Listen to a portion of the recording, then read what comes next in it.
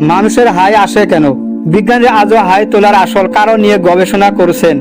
কেউ ক্লান্ত হলে হাই তোলে, আবার অনেক সময় কোনো ক্লান্তি ছাড়াই হাই আসে।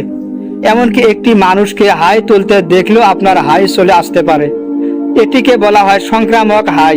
বিজ্ঞানীদের মতে হাই তোলা মস্তিষ্ককে ঠান্ডা রাখতে সাহায্য করতে পারে। এতে আমরা আরো সতর্ক ও মনোযোগী অনুভব করতে পারি। তবে সব বিজ্ঞানী এই বিষয়ে একমত নন। তাই হাই তোলার রহস্য এখনো পুরোপুরি উন্মোচিত হয়নি।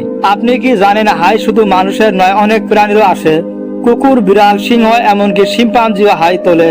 বিজ্ঞানীদের ধারণা এটি মস্তিষ্কের একটি স্বাভাবিক প্রতিক্রিয়া। হাই তোলার সময় আমরা গভীরভাবে শ্বাস নেই, একই সঙ্গে মুখের পেশি ও সোয়াল প্রসারিত হয়। এতে মস্তিষ্কের রক্ত প্রবাহ কিছুটা পরিবর্তিত হতে পারে।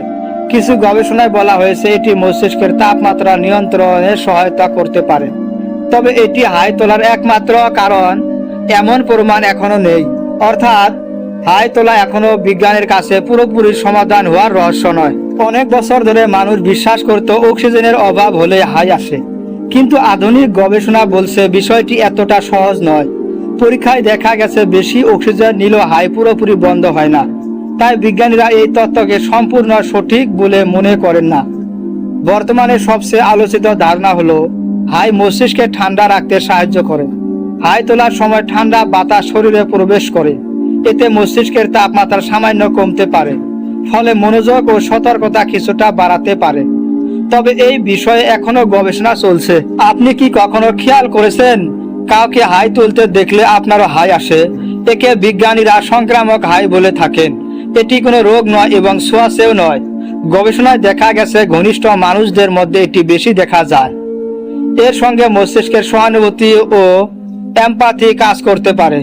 তাই বন্ধু বা পরিবারের কাউকে হাই তুলতে দেখলে আপনারও হাই আসতে পারে।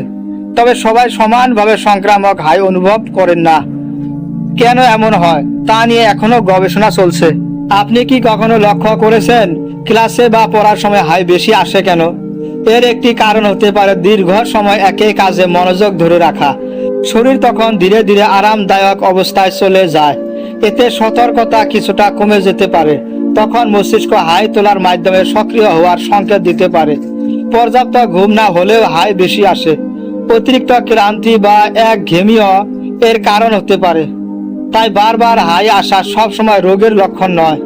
তবে অতিরিক্ত হাইয়ের সঙ্গে অন্য সমস্যা থাকলে চিকিৎসকের পরামর্শ নেওয়া উচিত। হাই তোলার সময় অনেকের চোখে পানি আসে, কিন্তু কেন জানেন? হাই তোলার সময় মুখ অনেক বড় করে খুলতে হয়। এতে মুখ ও চোখের আশেপাশের পেশিগুলো টান খায়। এই চাপ অশ্রু গ্রন্থির উপরও প্রভাব ফেলতে পারে, ফলে কিছুটা অশ্রু বা চোখের পানি বেরিয়ে আসে। এটি কোনো রোগের লক্ষণ নয়, বরং এটি শরীরের স্বাভাবিক একটি প্রতিক্রিয়া। তবে যদি সবসময় অতিরিক্ত চোখে পানি পড়ে তাহলে চিকিৎসকের পরামর্শ নেওয়া উচিত। তাই হাই তুললেই চোখে পানি আসা দিয়ে ভয় পাওয়ার কিছু নেই। অবাক করার মতো বিষয়, মায়ের গর্ভেও শিশুকে হাই তুলতে দেখা গেছে। আল্ট্রাসাউন্ড পরীক্ষায় বিজ্ঞানীরা এই দৃশ্য পর্যবেক্ষণ করেছেন। গর্ভের শিশুর হাই তোলা স্বাভাবিক বিকাশের অংশ হতে পারে। এটি তার মুখ ও সোয়ালের পেশির অনুশীলনেও সাহায্য করতে পারে। তবে শিশুটি কেন হাই তোলে তার সঠিক কারণ এখনো নিশ্চিত নয়। বিজ্ঞানীরা এই নিয়ে এখনো গবেষণা করেছেন। অর্থাৎ জন্মের আগে মানুষের শরীর এই স্বাভাবিক প্রতিক্রিয়া দেখা দিতে পারে। এটি আমাদের শরীরের এক বিস্ময়কর বৈশিষ্ট্য। তাই হাই তোলা শুধু বড়দের নয়, অনাগত শিশুর জীবনেও দেখা যায়। আপনি যদি সত্য জানতে চান তাহলে চ্যানেলটি সাবস্ক্রাইব করে সাথেই থাকুন।